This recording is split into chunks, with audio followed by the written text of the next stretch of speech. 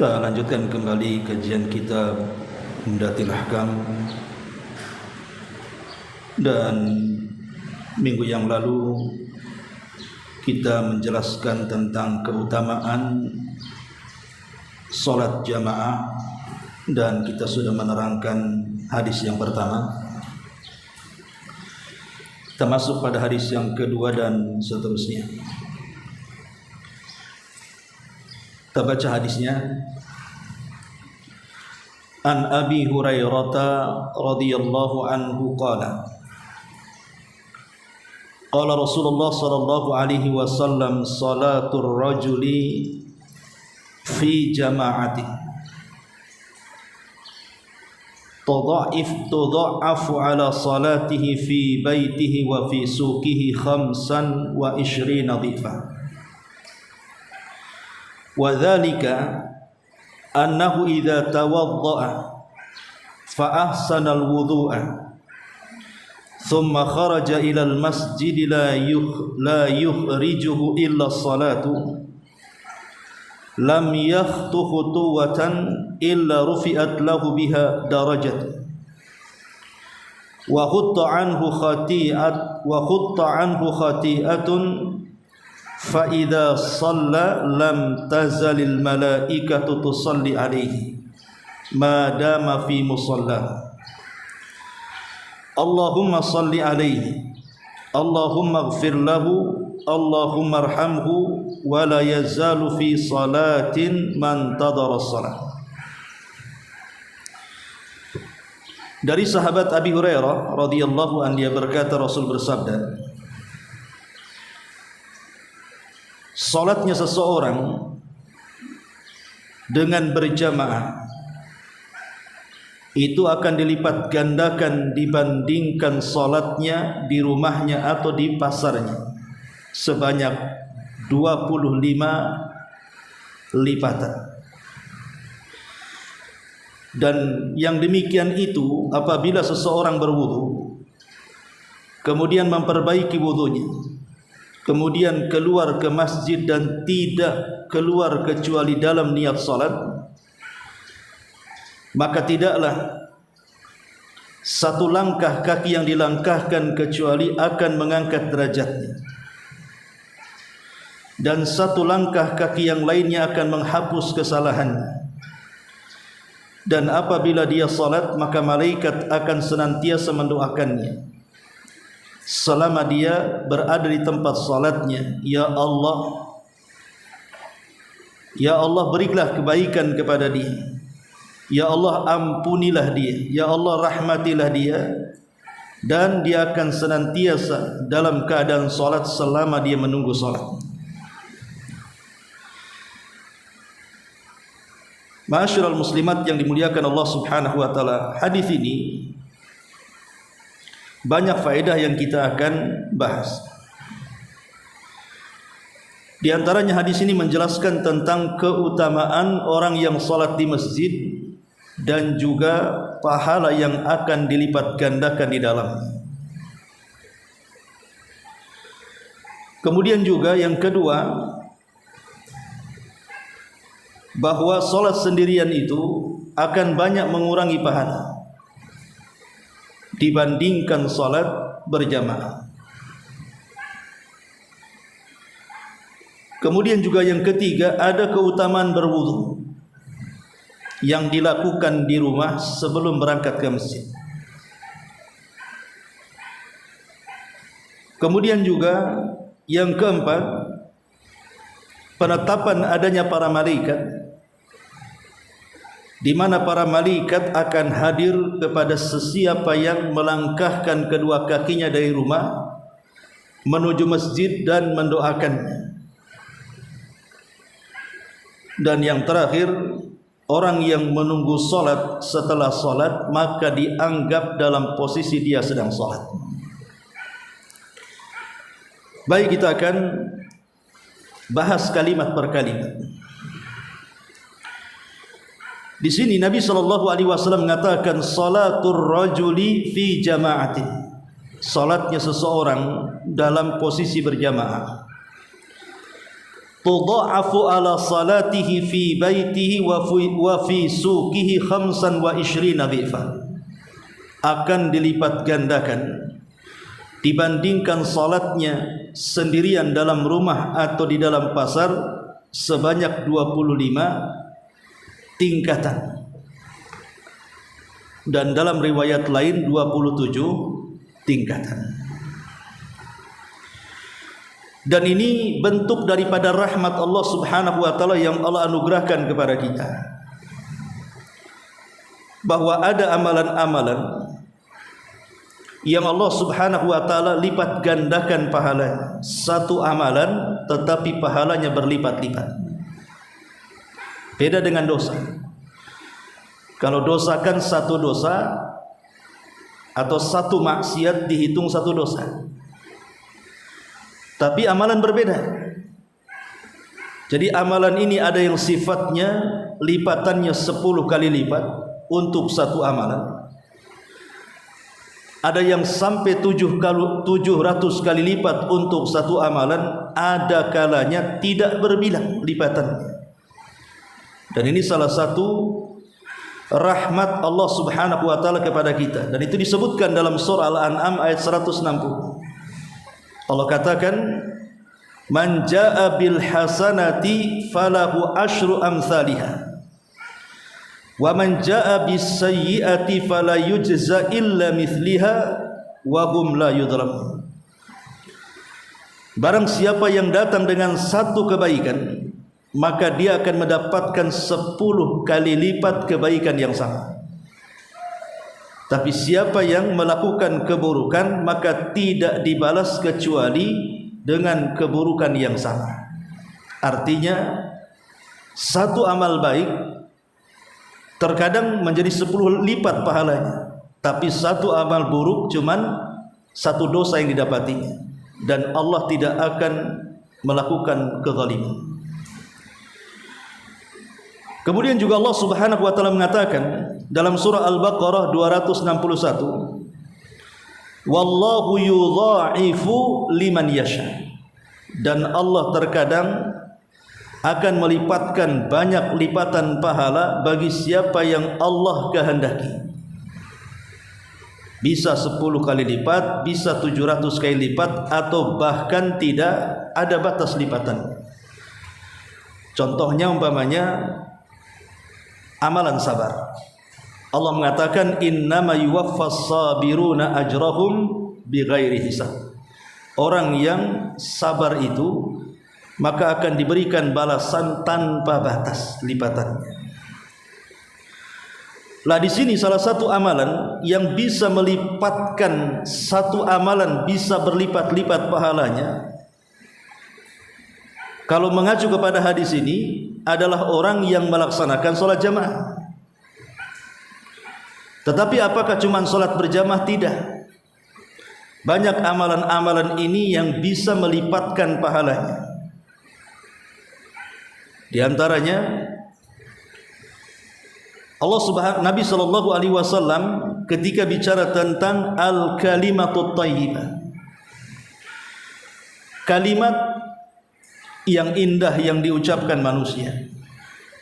Jadi kalau ibu bicara memilih-milih bahasa, karena kan setiap daerah itu kan memiliki bahasa masing-masing. Terkadang bahasa untuk anak-anak berbeda dengan bahasa untuk orang dewasa.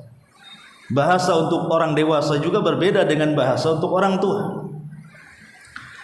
Lah kalau kita ini bisa memilih-milih bahasa, kapan bicara dengan orang tua, kapan bicara dengan orang yang sebaya, dengan memilih kata yang tidak menyinggung perasaan orang yang kita ajak bicara, atau dengan kata lain al-kalimatut thayyibah, kalimat yang baik.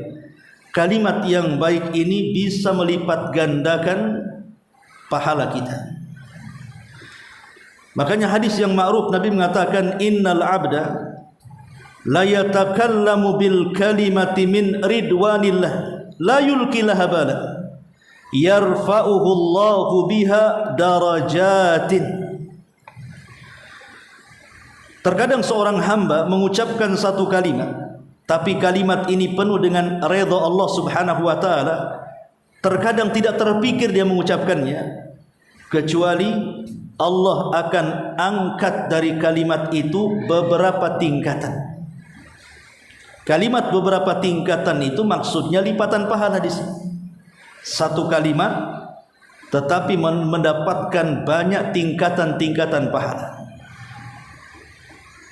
Bagaimana kalau ibu mengucapkannya 100 kalimat, 300 kalimat, 1000 kalimat? Mungkin ngobrolnya agak lama ya.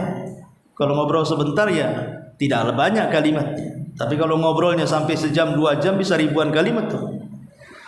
Nah, kalau satu kalimat saja Allah angkat derajatnya beberapa tingkatan, maksudnya dari segi pahala. Macam mana orang yang kemudian mengucapkan kalimat yang indah yang disedap telinga oleh pendengarnya, merasa enak, senang mendengarnya, maka ini akan melipatkan pahala kita. Jadi bicara saja jadi pahala sebenarnya, kalau kita ini memilih-milih bahasa. Ini yang pertama, kalimat yang baik. Yang kedua, orang yang hadir di majelis ilmu, sekali duduk di majelis ilmu, itu akan mengangkat banyak derajat kita. Bukan satu tingkatan, tapi bertingkat-tingkat. Makanya Allah Subhanahu wa taala mengatakan, yarfa'illahu alladhina amanu minkum walladzina utul ilma darajat wallahu bima ta'maluna khabir. Dalam surah Al-Mujadilah ayat 11, Allah akan mengangkat derajat orang-orang yang beriman di antara kalian, dan Allah akan mengangkat derajat orang-orang yang mencari ilmu di antara kalian, darajatin, beberapa tingkatan. Jadi kalau ibu hadir satu kali di majelis ilmu itu bukan dapat satu pahala, tapi berpahala-pahala. Karena Allah mengatakan darajat, darajat itu jamak, bertingkat-tingkat pahalanya. Bagaimana kalau orang yang sering hadir di majelis ilmu, satu kali hadir saja kita akan mendapatkan banyak pahala. Ini yang kedua. Kemudian yang ketiga, sidqun niyah, memiliki niat yang jujur. Nabi SAW mengatakan, man sa'alallaha asyhadata bisidqin ballaghahu Allahu manazil asyuhada wa in mata ala firash. Barang siapa yang meminta kepada Allah untuk mati syahid, tetapi ada kejujuran dalam hatinya saat meminta, maka Allah Subhanahu wa taala akan sampaikan keinginannya. Dia memiliki pahala orang yang mati syahid walaupun mati di atas pembaringan kasurnya. Dia nggak ngapa-ngapain, hanya tidur saja, kemudian mati. Tapi dianggap pahalanya seperti syuhada. Manazilus syuhada. Kalimat syuhada ini bukan satu orang syahid, tapi syuhada itu jamak daripada syahid. Kalau syahid itu satu orang yang mati syahid, kalau syuhada itu banyak orang yang mati syahid. Jadi akan mendapatkan pahala banyak orang yang mati syahid. Ini menunjukkan bahwa niat yang baik dalam hati itu bisa mencapai derajat itu. Makanya ketika sahabat Khalid ibn Walid yang entah berapa ratus atau ribu tusukan yang ada di badannya, karena dia memang suka perang dan suka memilih untuk menjadi pemimpin perang karena kehebatannya, tapi dia meninggal bukan dalam peperangan. Dia meninggal di mana? Di pembaringan. Dia sakit kemudian meninggal. Harusnya seperti Khalid bin Walid ini mati di peperangan, kan itu ya, karena entah berapa ratus peperangan yang sudah dilalui, tapi dia meninggal sakit dalam pembaringan. Sehingga ketika sebelum meninggal dia menangis. Kenapa dia meninggal halus seperti itu? Padahal tusukan pedang begitu banyak di badannya. Kenapa harus meninggal seperti itu? Tetapi Nabi SAW memberikan hiburan hati kepada Khalid, bahwa orang yang meminta mati syahid, kalau itu benar, walaupun meninggal di pembaringan tidurnya, tetap dapat pahala para syuhada. Ini yang nomor 3. Kemudian yang nomor 4, hifdzul Qur'anil Karim. Suka menghafal Quran. Ya tidak harus mesti hafal 30 juz, tapi dia suka menghafal Quran. Walaupun istilahnya kalau usia-usia sudah 40-50 tahun kan agak error tuh ya. Bukan nambah hafalan, kadang-kadang ganti hafalan. Waktu hanya hilang, insyirahnya hafal ya. Nanti atinnya hafal, insyirahnya yang hilang. Nah, itulah orang yang sudah tua ya. Tetapi kalau ada keinginan dia menghafal Quran, walaupun surah-surah pendek, maka Nabi SAW mengatakan, yuqalu li sahibil Quran, iqra wartaq warattil kama kunta turattil fid dunya fa inna manzilataka inda akhiri ayatin taqra'u biha. Dikatakan kepada para penghafal Quran kelak di sorga, naiklah kalian, cari tingkatan kalian, tetapi tartilkan bacaan kalian sebagaimana kalian dulu membaca Quran di dunia, tartil. Karena akhir tingkatanmu di sorga itu disesuaikan dengan akhir ayat yang kau baca di dunia. Jadi walaupun hanya menghafal Quran, hanya Quran itu saja dipegang, tapi berusaha untuk dihafal terus-terusan ya, walaupun tidak harus 30 juz 30 jadilah, walaupun tidak sampai mungkin surat-suratnya, tetapi ada keinginan menghafal Quran, maka Allah akan lipat gandakan pahala. Disuruh milih tingkatannya di surga. Nah, ini juga amalan-amalan yang bisa meningkatkan pahala. Termasuk juga membiarkan uban. Ibu kalau ada uban di kepala, maka niatkan uban itu untuk mendapatkan tingkatan-tingkatan tinggi dalam Islam. Di antaranya hadis Rasul mengatakan, asyayyibu nurul mu'min. Uban itu cahayanya seorang mukmin. La yashibu rajulun syaibatan fil Islam. Tidaklah seseorang itu tumbuh uban dalam kondisi Islam, illa kanat lahu bi kulli syaibatin hasanah, kecuali dalam satu helai uban yang tumbuh di kepala itu dapat satu kebaikan. Wa rufi'a darajah wa rufi'a biha darajah, dan Allah akan angkat tinggi-tinggi derajatnya. Makanya jangan sampai uban-uban yang di kepala itu dicabut. Gatal Ustaz, enggak apa-apa, gatal-gatal ya. Biarkan dia uban tumbuh di kepala kita. Kalaupun pamannya nampak terlalu tua mukanya kan, masa usia saja 40 ubannya sudah berserak-serak kan, itu kayak nenek-nenek saja. Boleh disemir Bu, nggak ada masalah, tapi hindari warna hitam saja. Bisa disemir Bu. Bahkan kalau disemir pirang kayak orang barat jadinya ya. Intinya bahwa menumbuhkan uban dengan niat mendapatkan pahala itu mendapatkan berlipat ganda pahala, karena setiap satu uban itu satu kebaikan tuh katanya. Termasuk juga saddul faraj. Ibu kalau sholat berjamaah kemudian merapatkan safnya dan meluruskannya, maka Nabi SAW mengatakan, man sadda furjatan rafa'ahu Allahu biha darajah. Siapa yang memenuhi saf yang kosong supaya rapat safnya dan lurus, maka Allah akan angkat baginya derajatnya. Allah akan berikan banyak pahala. Kemudian termasuk juga as-salatu ala nabi, bersalawat kepada Nabi SAW. Nabi mengatakan, man shalla alayya salatan wahidatan sallallahu alaihi asra salawatin wa khuttat anhu ashru khati'atin wa rufi'at lahu ashru darajatin. Siapa yang bersalawat satu kali kepadaku, kata Rasul, maka satu kali salawat maka kita akan dapat 10 salawat. Cukup sampai di sini? Tidak. 10 keburukan dihapus. dan 10 derajat diangkat.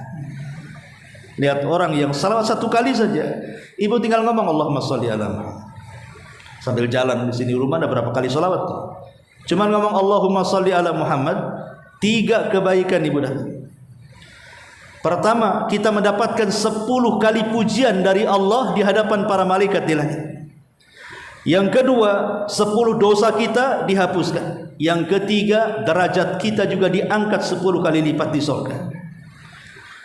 Dan ini keistimewaan orang yang bersalawat. Lah termasuk dalam hadis ini adalah orang yang menyempurnakan berwudu, kemudian melangkahkan kaki ke masjid, kemudian salat berjamaah. Maka Nabi SAW mengatakan di sini, kecuali illa rufi'at lahu biha darajah, kecuali akan diangkat derajatnya, artinya akan dilipat gandakan tuh derajatnya.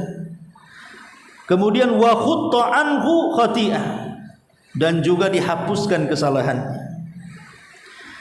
Ma'asyiral muslimat yang dimuliakan Allah Subhanahu wa taala. Jadi ini faedah rahasia dalam hadis ini, bahwa ada amalan-amalan itu yang bisa mengangkat derajat kita, artinya yang bisa melipatkan banyak pahala dari kita. Ma'asyiral muslimat yang dimuliakan Allah Azza wa Jalla. Kemudian apa lagi selain meningkatkan derajat kita di sisi Allah Subhanahu wa taala dan juga melipat gandakan pahala, di antaranya adalah husnul islamil mu'min. Seseorang berusaha untuk memperbaiki dalam Islam, memperbaiki sholatnya. Pokoknya setiap perintah dalam Islam itu setiap hari ada perbaikan. Saya tidak mau sholat saya kayak gini-gini terus, saya harus belajar. Apakah saya sudah benar nih berdirinya, rukunya, sujudnya, bacaannya, belajar. Kemudian juga puasa, jangan sampai puasa saya ini batal gara-gara ghibah, saya nggak mau ghibah. Ya, kemudian zakat, bayar tepat waktu. Kemudian kalau Allah berikan rizki lebih, saya harus melaksanakan haji untuk menyempurnakan Islam, dan begitu seterusnya. Artinya memperbaiki setiap ajaran Islam dalam kehidupannya. Maka Nabi SAW mengatakan, idza ahsana ahadukum islamahu fakullu hasanatin ya'maluha tuktab lahu bi asyri amsalihha ila sab'umi'ati dhi'fin. Apabila salah seorang di antara kalian berusaha terus memperbaiki keislamannya, maka setiap satu kebaikan dalam Islam yang ibu amalkan akan dicatat 10 kali lipat kebaikan sampai 700 kali lipat kebaikan. Nah, ini juga di antara hal-hal yang bisa melipat gandakan kebaikan kita. Kemudian juga an-naf'ul muta'addi. An-naf'ul muta'addi itu artinya manfaat yang sifatnya bukan hanya untuk diri sendiri, tapi juga melibatkan orang lain. Nabi SAW mengatakan dalam sebuah hadis, ta'addin naf'i kas sadaqatil jariyati wal ilmin nafi wal hasanatil was sunnatil hasanati. Ini perkataan Ibnu Hajar, bukan sabda Nabi.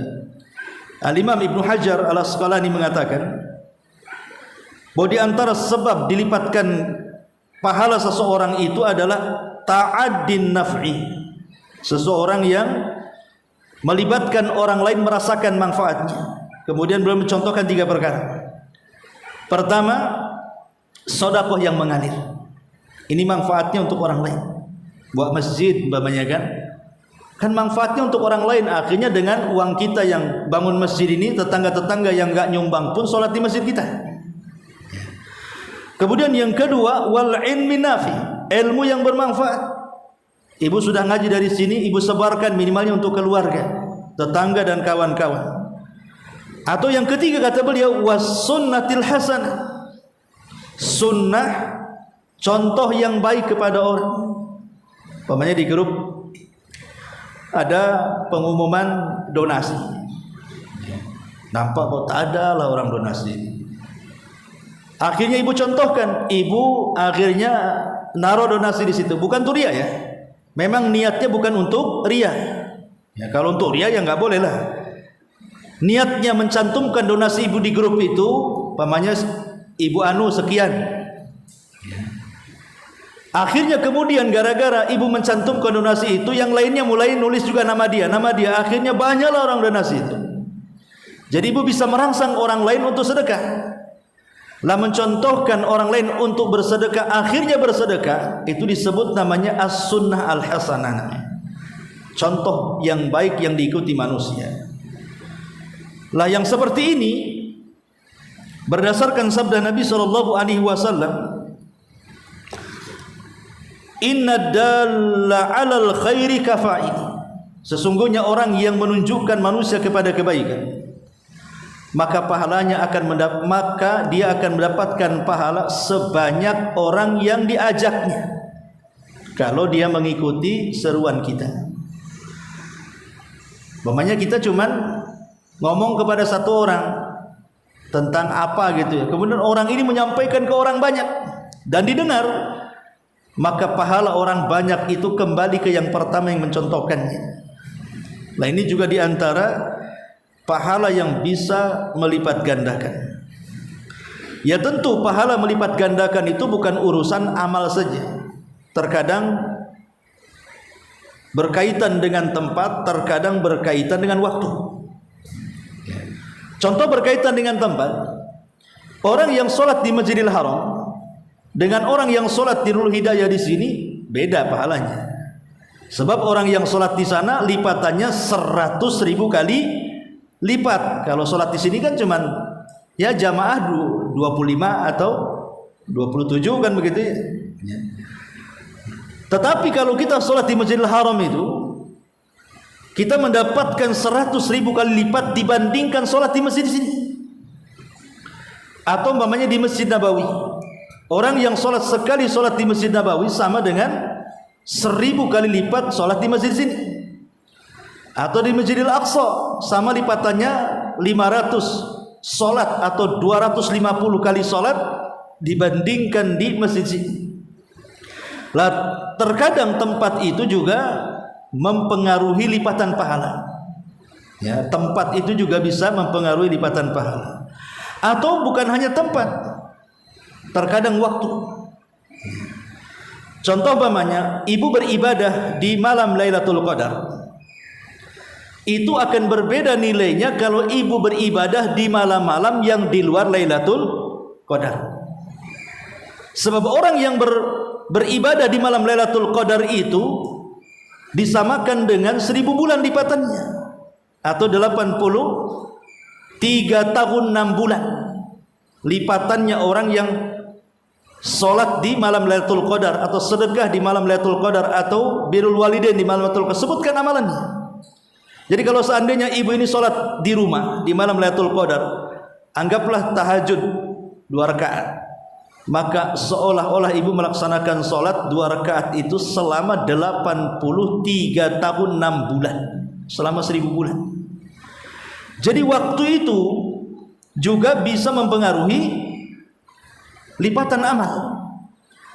Atau contoh sekaranglah kita berada di bulan Hurum, di bulan Dzulqa'dah nih. Orang sudah hampir mepet masuk ke bulan Dzulhijjah, masuk ke 10 awal Dzulhijjah yang merupakan hari-hari terbaik dunia.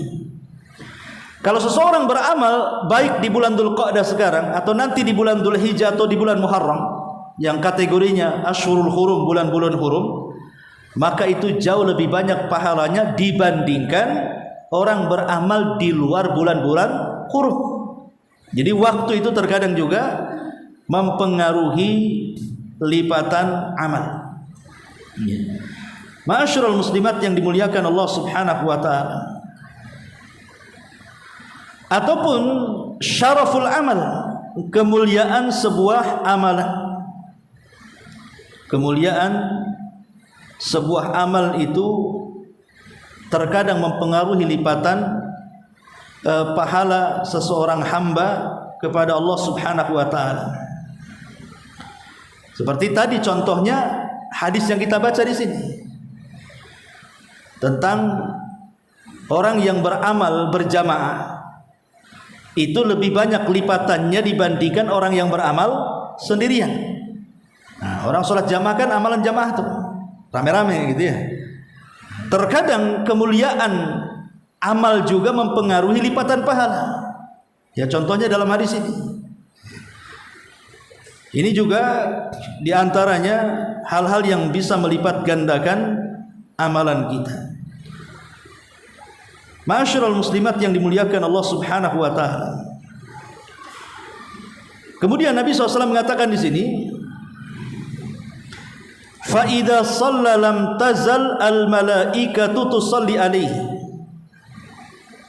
Setelah kita memperbaiki wudu, kemudian melangkahkan kaki ke masjid, maka akan banyak lipatan pahala yang kita terima, mulai dari dihapusnya kesalahan, diangkatnya derajat, dan begitu seterusnya.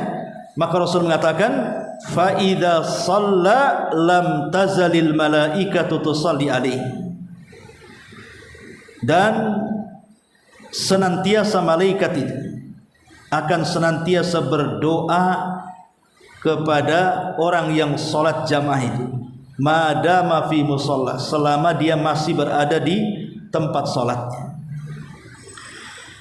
Ma'asyiral muslimat yang dimuliakan Allah Subhanahu wa taala, kita tahu bahwa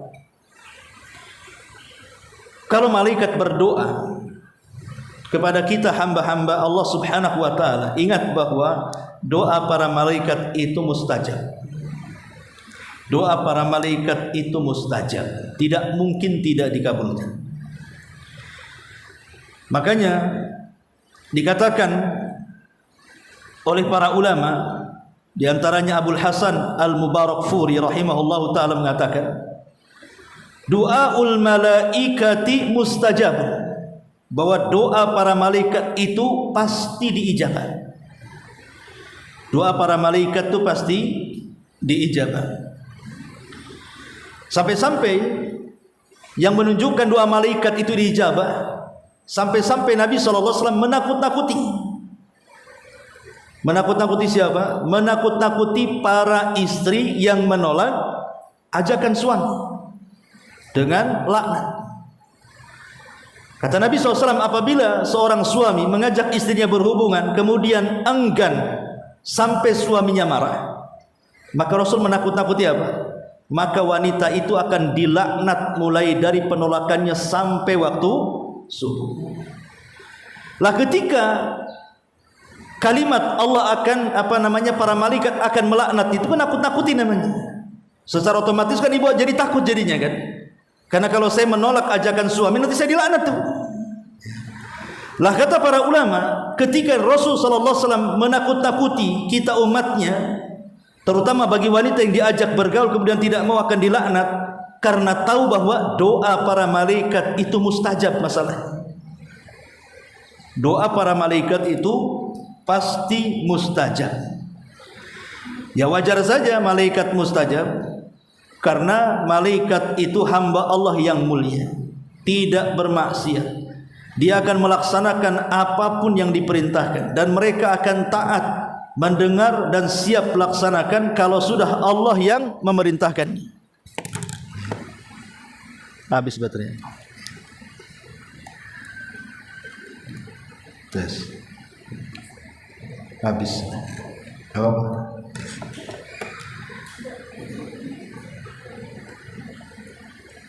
Baik, kemudian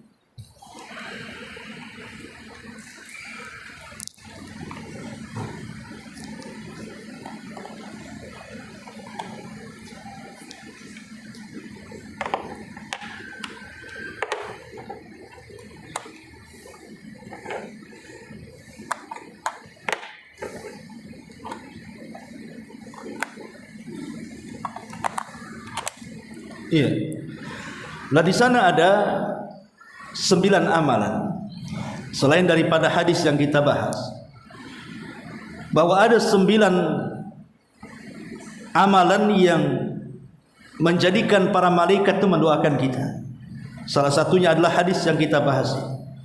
Orang yang di rumahnya berwudu, kemudian melangkahkan kakinya ke masjid, kemudian dia melaksanakan solat berjamaah dan tidak beranjak dari tempat solatnya, maka malaikat akan mendoakan kebaikan.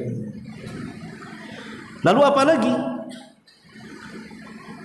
Di antara 9 amal itu ta'limun nasi al-khair. Yang pertama, mengajarkan manusia kepada kebaikan. Ibu ngajari anak surah Al-Fatihah, ngajari anak salat. Ya, pokoknya ngajari orang lah kebaikan.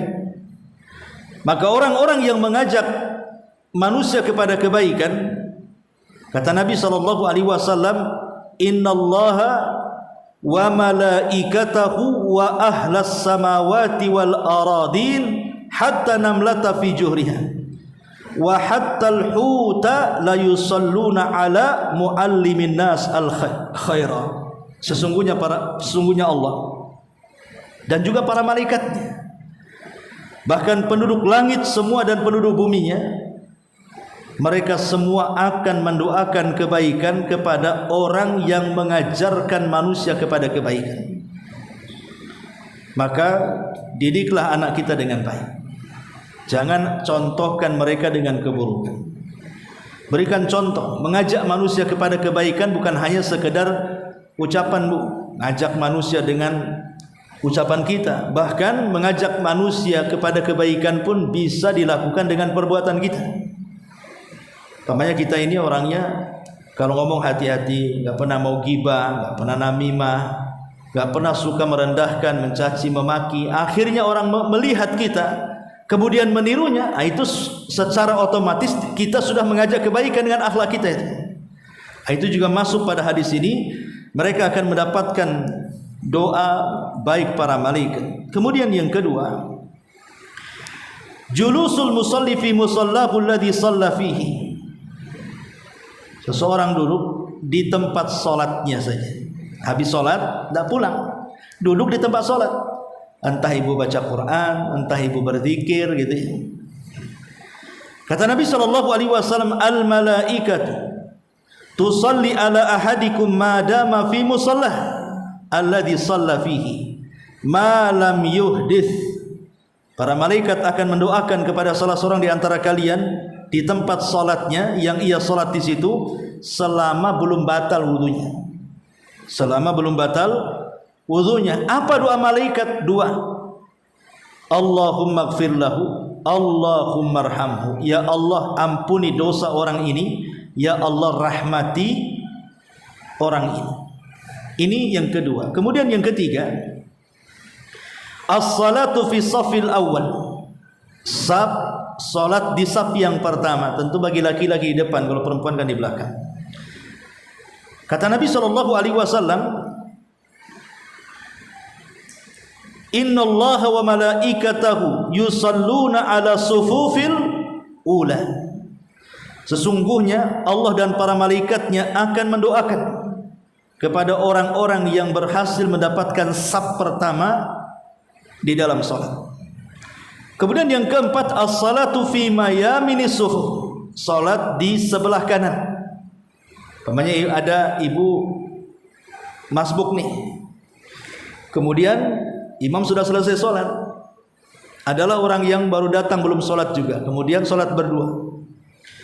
Maka jangan ambil sebelah kiri, tapi ambil sebelah kanan. Ya, jadi imamnya di sini, makmumnya di sini sebelah kanan. Jangan ditaruh sebelah sini, sebelah kiri. Ya. Kenapa demikian? Karena Rasul mengatakan, innallaha wa malaikatahu yusalluna ala mayamini suhuf. Sesungguhnya Allah dan para malaikatnya akan bersalawat, artinya akan mendoakan baik kepada orang-orang yang berada di sebelah kanan saf. Ini yang kelima.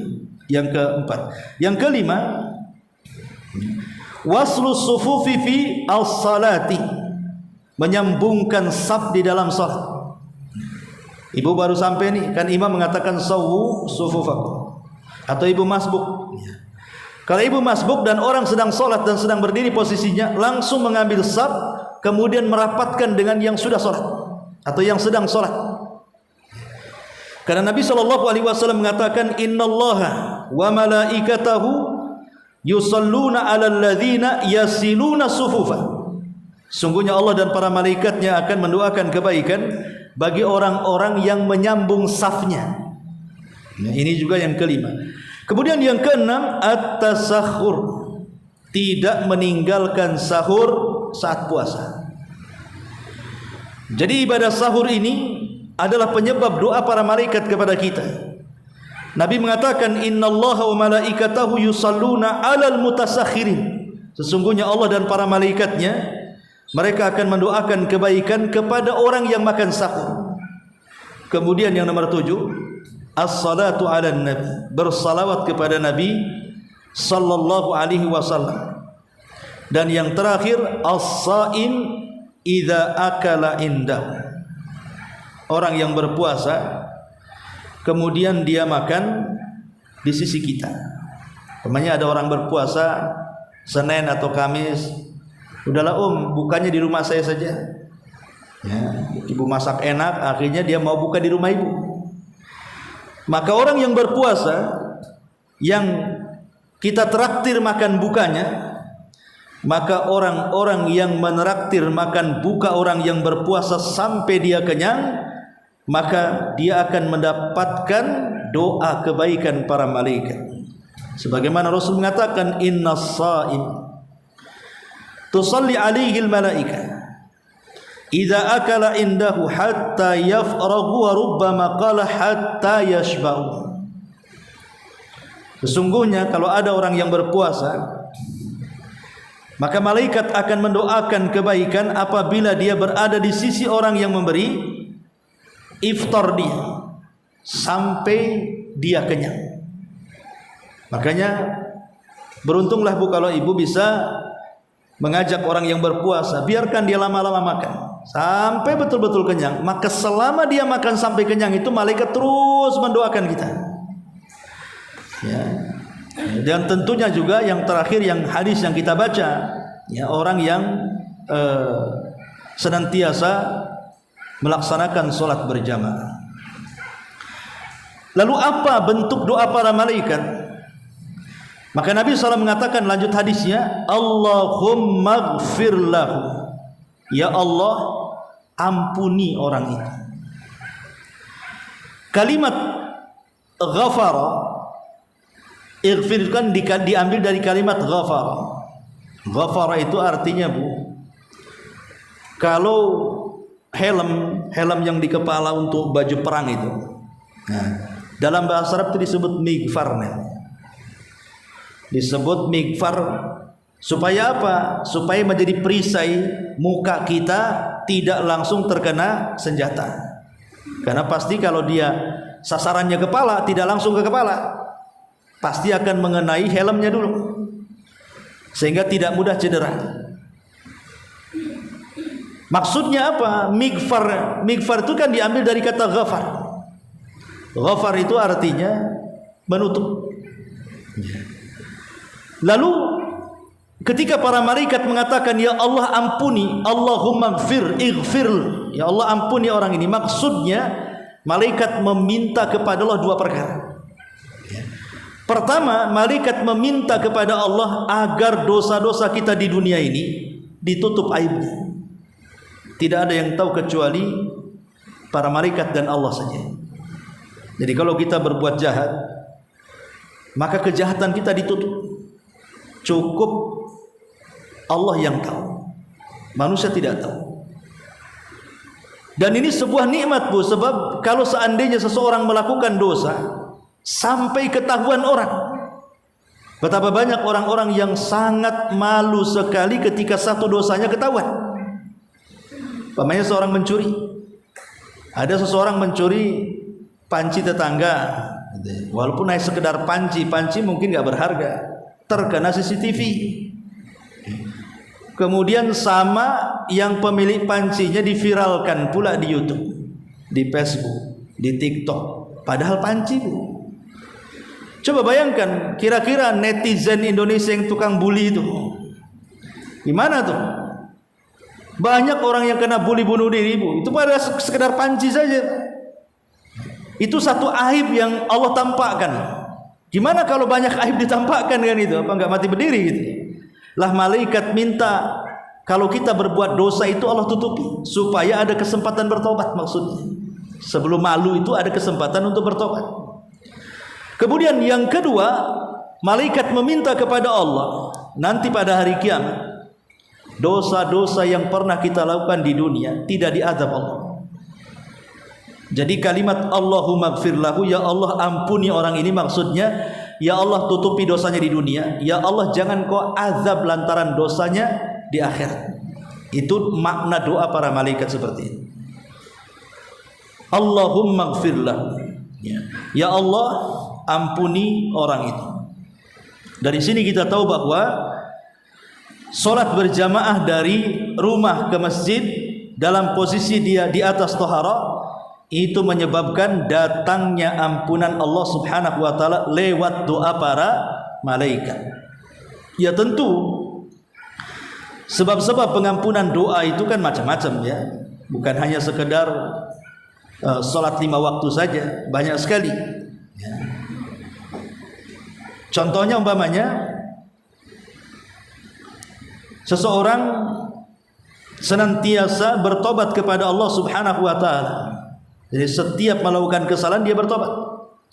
Karena tobat itu bisa menghilangkan dosa-dosa yang kita lakukan. Yang kedua, ibu melaksanakan haji.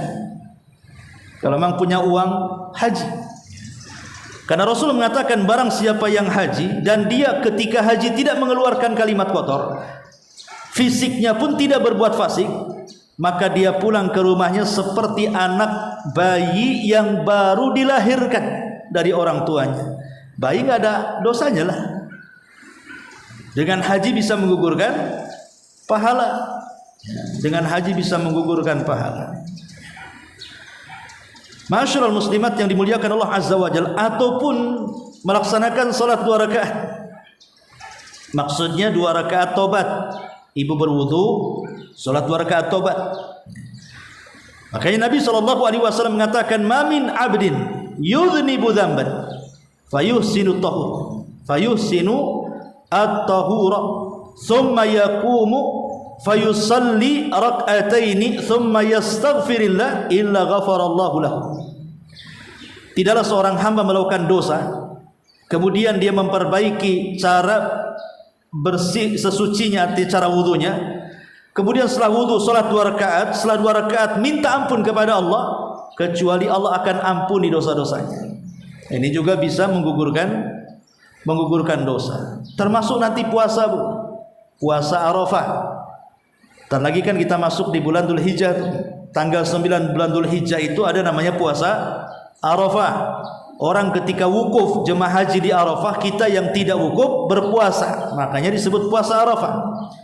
Pahalanya kata Nabi SAW, yukaffiru sanatal madiyatal baqiyah, bisa menghapus dosa setahun ke belakang dan setahun yang akan datang. Termasuk juga hadir di majelis ilmu, seperti pagi ini kita duduk di majelis ilmu ini. Maka Nabi SAW apabila selesai mengajar, kemudian para sahabat bubar, sebelum bubar Rasul mengatakan, "Qumu maghfuran lakum." Berdirilah pulang kalian karena dosa-dosa kalian sudah diampuni saat kalian duduk di majelis ilmu. Jadi duduk saja, Bu, walaupun ngantuk-ngantuk jadilah kan itu. Itu sudah diampuni dosa-dosanya. Jadi pulang dari sini sudah enggak bawa dosa. Maka rajin-rajinlah hadir di majelis ilmu. Termasuk juga membaca kafaratul majlis, Bu, jangan remehkan. Jadi kalau ibu sedang kumpul-kumpul, 2 kafaratul majlis itu kan bukan di majelis ilmu saja. Bu ngobrol dengan kawan berlima, berenam, bersepuluh gitu ya. Entah habis gibahin siapa gitu. Habis mungkin dalam pembicaraan itu ada yang tersakiti dengan kata-kata. Kalau sebelum kita bubar dari majelis itu kita membaca 2 kafaratul majlis, maka kalaupun adalah kepleset lidah saat ngobrol sehingga masuk ke dalam dosa, maka dengan doa itu bisa menggugurkan dosa-dosanya. Dan banyak lagi ya. Intinya bahwa salat berjamaah dalam hadis yang kita bahas ini, orang yang berwudu dari rumah melangkahkan kaki ke masjid, kemudian salat jemaah di masjid, maka malaikat akan memintakan ampun kepada kita. Tapi yang jelas bahwa ampunan Allah Subhanahu wa taala itu sangat luar biasa kepada kita. Jangan sampai disia-siakan, apalagi dibatalkan. Makanya sering saya katakan, Bu, beramal itu terkadang ada mudahnya, ada sulitnya. Seperti orang ibu belajar di sini nih kan, ada senangnya, ada susahnya kan. Kadang malas, ya, kadang juga rajin, kadang ada saja gangguannya akhirnya nggak hadir. Artinya bahwa amalan itu ada yang mudah dikerjakan, ada yang terkadang malas dikerjakan. Tetapi kan bisa kita lakukan, bukan kita tidak bisa melakukannya, bisa, kalau dipaksakan mesti bisa. Tetapi masalahnya bukan di situ. Ketika kita sudah mendapatkan pahala dari amalan yang kita lakukan, untuk menjaga pahala itu yang paling sulit. Ibu udah bolak-balik nih hadir di majelis ilmu kan dapat pahala. Atau yang bolak-balik sholat duha, sholat tahajud, sholat rawatib atau sedekah, mungkin pahala ibu banyak. Tapi mempertahankan pahala itu tidak sebagaimana mencari pahala. Mencari pahala mudah, tapi mempertahankan pahala itu sulit. Karena ada perkara-perkara terkadang pahala itu bisa digugurkan tanpa sadar oleh kita. Seperti contohnya orang murtad umpamanya kan. Orang murtad, bayangkan dia sudah dari mulai dia brojol sudah Islam sampai kemudian usia 40-50 tahun, tiba-tiba di akhir hayatnya murtad. Habis semua amalannya. Kemudian juga kesyirikan, menggugurkan amal kesyirikan itu, atau membenci apa yang Allah turunkan. Ada sebagian orang yang tidak suka dengan cadar umpamanya karena awam, ya, pakaian apalah itu kayak ninja saja itu, apa nggak panas dia kan. Nah, jadi dia mencela perintah yang Allah turunkan kepada kita. Ingat, Allah mengatakan dalam Al-Quran, dzalika bi annahum karihu ma anzalallah fa ahbata a'malahum. Yang demikian itu karena mereka membenci apa yang Allah turunkan, maka Allah akan leburkan amalan mereka. Allah akan hancurkan amalan mereka. Kalau kita ini tidak suka dengan sesuatu, maka jangan membencinya. Tidak suka dengan sesuatu, jangan membenci. Seperti orang berpoligami. Berpoligami ini kan syariat Allah. Mungkin bagi sebagian wanita tidak setuju, tapi jangan dicela syariatnya. Atau contohnya umpamanya hukum hudud, potong tangan, kemudian rajam sampai mati. Itu memang hukum Allah. Jangan kemudian dicela, itu sadis, itu enggak berperi kemanusiaan, itu menyelisih HAM dan lain sebagainya. Ya, kalau tidak suka jangan mencela, gitu maksudnya. Karena itu semua hukum Allah Subhanahu wa taala. Karena orang yang membenci hukum Allah, maka itu bisa menjadikan batal amalan yang sudah dikerjakan. Ataupun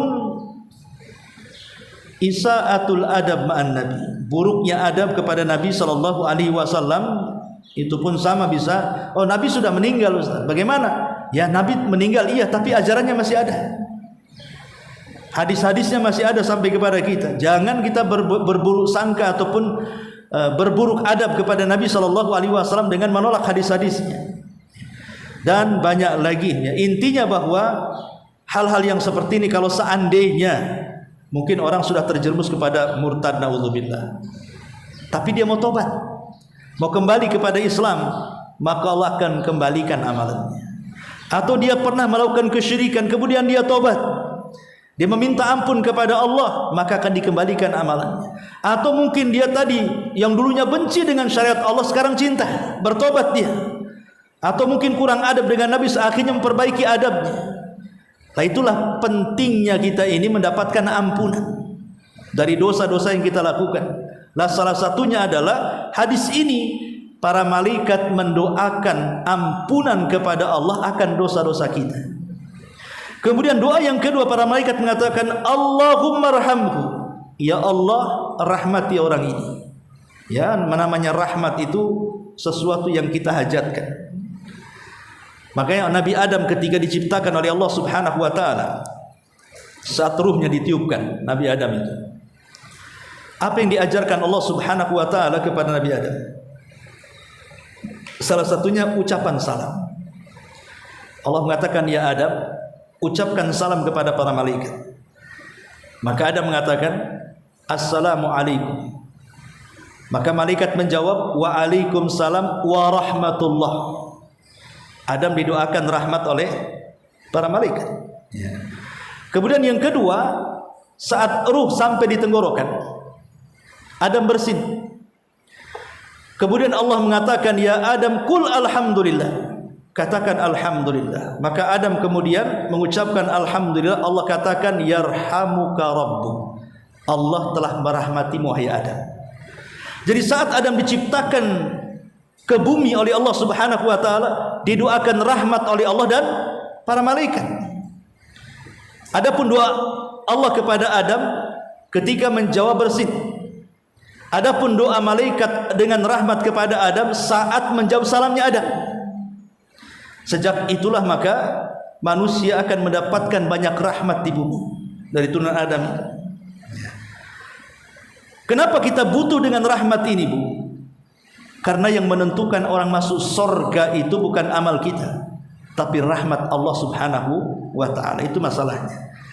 Makanya ketika para malaikat mendoakan rahmat kepada kita, maknanya kita didoakan masuk surga sebenarnya. Karena tidak ada orang yang bisa masuk surga kecuali dengan rahmat Allah Subhanahu wa taala. Dan yang terakhir, wala yazalu fi salatin man tadara shalah. Dan orang itu senantiasa dalam kondisi dianggap salat selama dia menunggu untuk melaksanakan salat berikutnya. Artinya kalau orang habis maghrib, kayak sering di sini ada kajian kan, habis maghrib ada kajian, itu kan nunggu sampai ke isya namanya.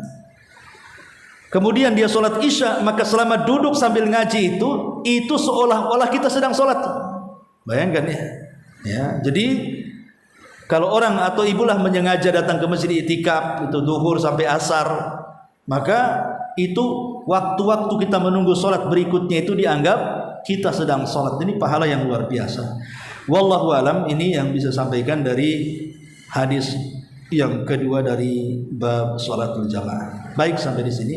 Kalau ada yang mau bertanya silakan kita buka tanya jawab.